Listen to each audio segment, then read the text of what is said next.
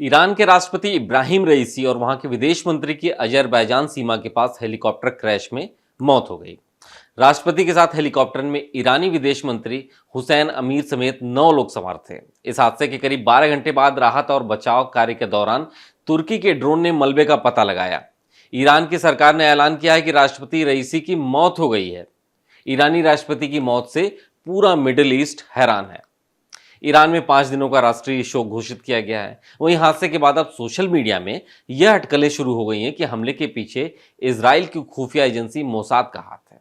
आधिकारिक तौर पर जहां हादसे का संभावित कारण बारिश और घना कोहरा बताया जा रहा है, वहीं अब सोशल मीडिया पर कुछ लोग इसे इजराइल की साजिश बता रहे हैं।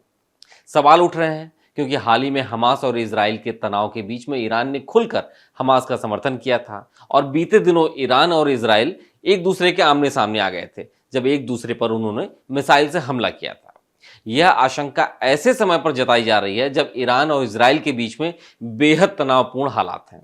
तो आज के इस वीडियो में हम ईरान के राष्ट्रपति की रहस्यमयी तरीके से हुई मौत पर बात करेंगे। नमस्कार, मेरा नाम है अभिषेक पांडे और आप देख रहे हैं डेली लाइन एक्सप्लेनर। ईरान के राष्ट्रपति इब्राहिम रईसी की मौत से चारों तरफ शोक का माहौल है, खासतौर पे मिडिल ईस्ट में। रविवार 19 मई को वह विदेश मंत्री हुसैन अमीर के साथ प्रेसिडेंशियल हेलीकॉप्टर बेल 212 में सवार थे, जो एक दुर्गम घाटी में क्रैश हो गया। सोमवार 20 मई को बचाव कर्मियों को बड़ी मुश्किल से ड्रोन की मदद से हेलीकॉप्टर के मलबे का पता चला, जिसके कुछ देर बाद राष्ट्रपति रईसी और विदेश मंत्री की मौत की पुष्टि कर दी गई।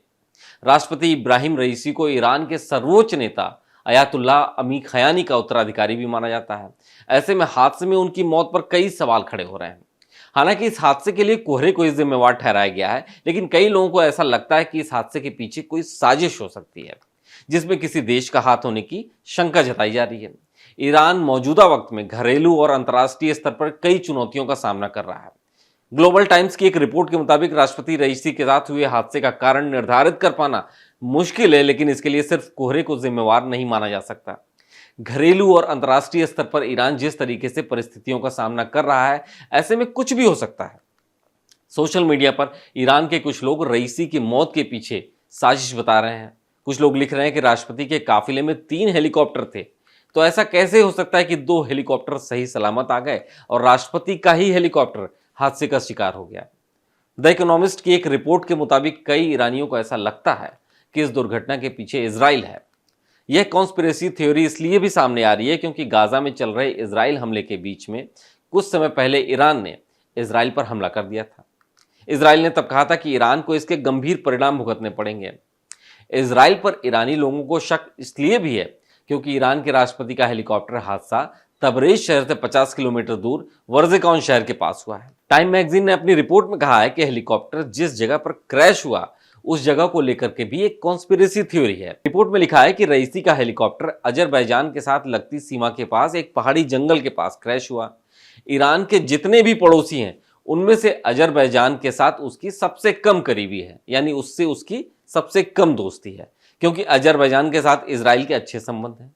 इस बीच कॉन्स्पिरेसी थ्योरी को लेकर इजराइल का एक बड़ा बयान सामने आया है। न्यूज एजेंसी रॉयटर्स से बातचीत में एक सीनियर इजरायली अधिकारी ने साफ तौर पर कहा है कि इस हादसे में हमारी कोई भूमिका नहीं है।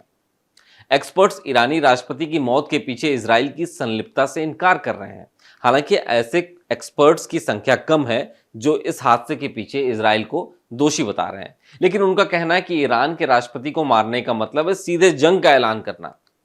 इजराइल हमेशा से ईरान की मिलिट्री और न्यूक्लियर से संबंधित लोगों को टारगेट करता रहा, ना कि हाई प्रोफाइल राजनीतिक शख्सियतों को।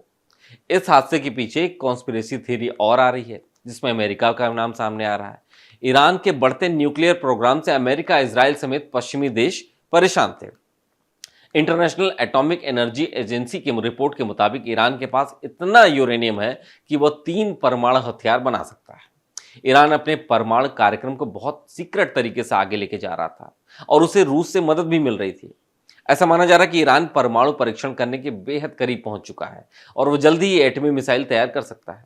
ईरान का यह कदम पश्चिमी देशों के लिए बहुत बड़ा खतरा साबित हो सकता है और ईरानी परमाणु वैज्ञानिक मोहरिन फखरीजादे की हत्या जैसी घटनाओं ने रईसी की मौत में साजिश की गुंजाइशों को बनाए रखा है। बीते 4 साल में एक के बाद एक सदमे झेल रहे ईरान के लिए अब उसके राष्ट्रपति की असमय मौत से सैकड़ों सवालों का उठना लाजमी है।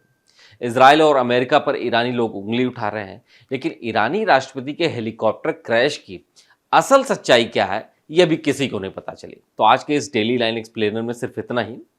देखते रहिए डेली लाइन।